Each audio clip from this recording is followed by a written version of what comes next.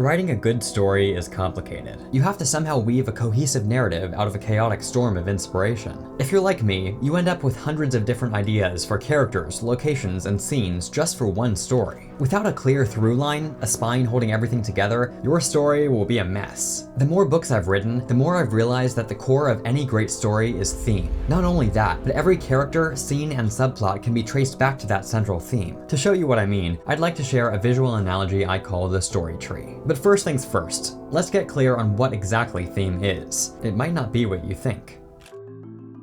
Theme can be a complicated and confusing concept, in large part because of how vague its definition seems. So for the purposes of this video, I'm defining theme as your story's unifying idea. It's the simple question or statement that your story exists to explore. Note that I said simple, not simplistic. A solid theme is clear and can be expressed concisely in a single sentence. That doesn't mean it's basic or lacking in depth. In fact, the theme should be the deepest question in the entire story, the most profound idea present in the narrative. The level of profundity can vary widely depending on the story, of course. If you're writing a children's book, it'll probably have a more straightforward and self-evident theme than a lengthy piece of literary fiction. But a theme isn't so simple as to be summed up in a single word. Death is not a theme, nor is war or friendship or revenge. Without a statement or question surrounding each of those words, it's just a vague topic. A theme has something specific to say or ask. For instance, say you want your theme to be about the topic of revenge. Your theme could be, revenge only fuels the cycle of violence. Or it could be a question, like, is revenge ever truly justified? The reason I say your theme could be a question is because you as the writer may not have a specific message you want to convey,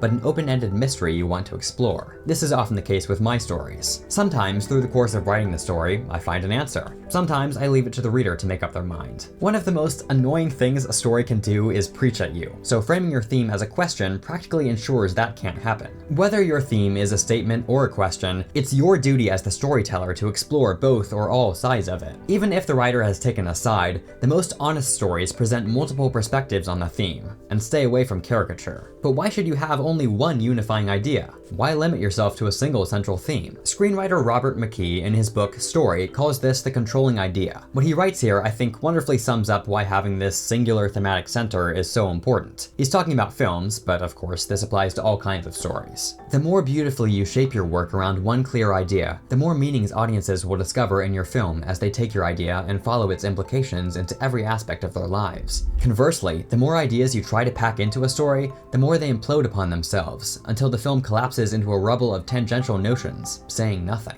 And perhaps the worst thing a storyteller can do is say nothing with their story. Another reason it's so important to have a single theme is that it makes your story more memorable. It's a lot harder to remember a story with an essay's worth of thematic ideas than a story with one clear message at its heart. Chances are, your reader has consumed hundreds, if not thousands, of stories, and will continue to do so in the future. And chances are, you won't just write one story in your entire life. So there's no need to cram as many thematic concepts as possible into one story. With every additional theme, you dilute your story's potency. Focus is clarity. Speaking of clarity, there's an essential distinction to be made here in defining theme. The word theme is also often used to describe what I prefer to call motifs. They're recurring ideas, symbols, and forces at play throughout the story. For an example of the difference between theme and motifs, let's look at Macbeth. It's been on my mind because I just rewatched The Tragedy of Macbeth, which is one of my favorite films and an influence on my current work in progress, Catalyst of Control. And I think the writer, a little-known up-and-comer by the name of Shakespeare,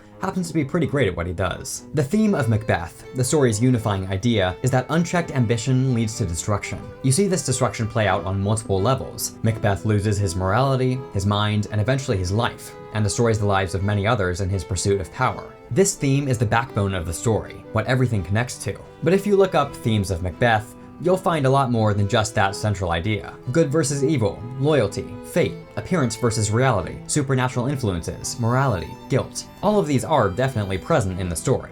But they're not themes in the sense I've been talking about. What makes these motifs and not unifying ideas? Well, for one, they're not nearly as omnipresent. They recur throughout the story, but none is an undercurrent in every scene.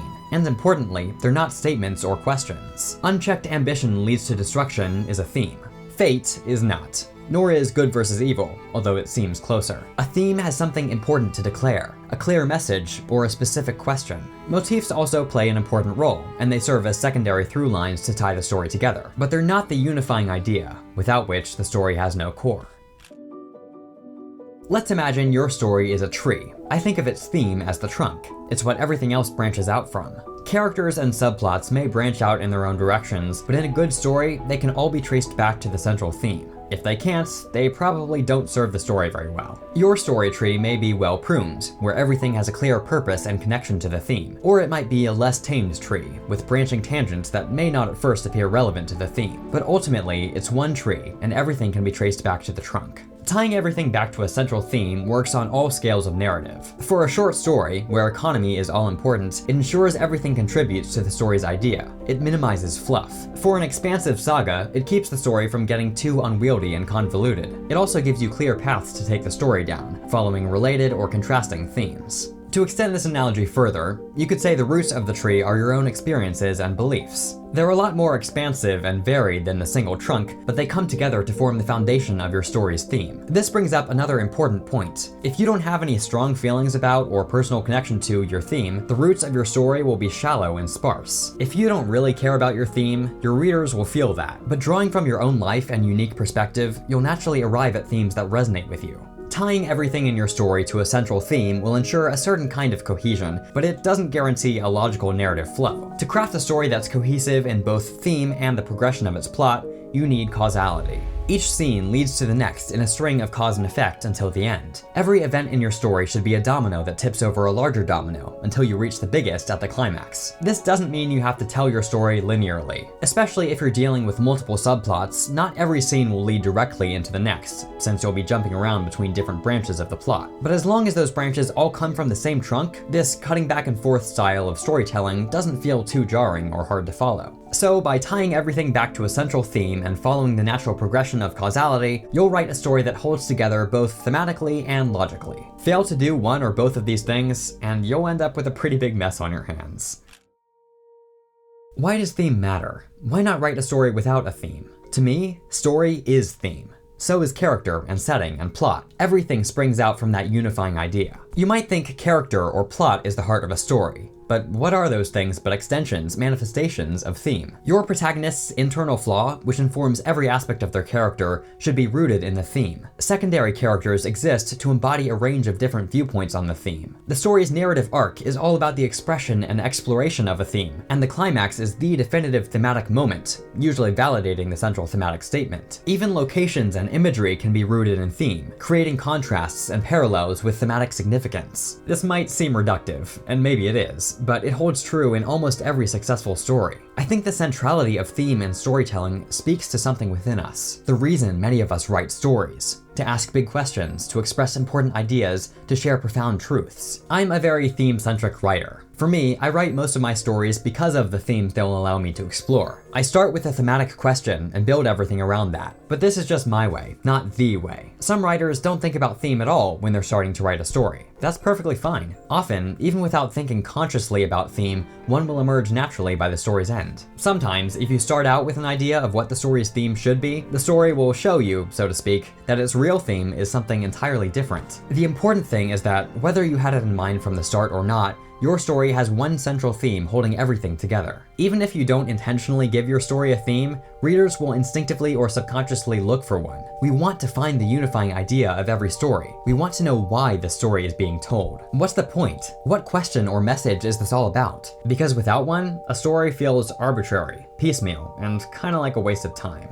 Again, perhaps the worst thing a storyteller can do is have nothing to say, which is why having a unifying idea at the heart of your story is essential. With that central theme, that strong trunk, you can write a story that truly matters to you and your readers. I'd love to hear your thoughts on the rich topic of theme in the comments. If you enjoyed this video, leave a like and subscribe for more writing videos. If you want to stay up to date on my work, you can follow me over on Instagram and join my newsletter at the link below. Thanks for watching.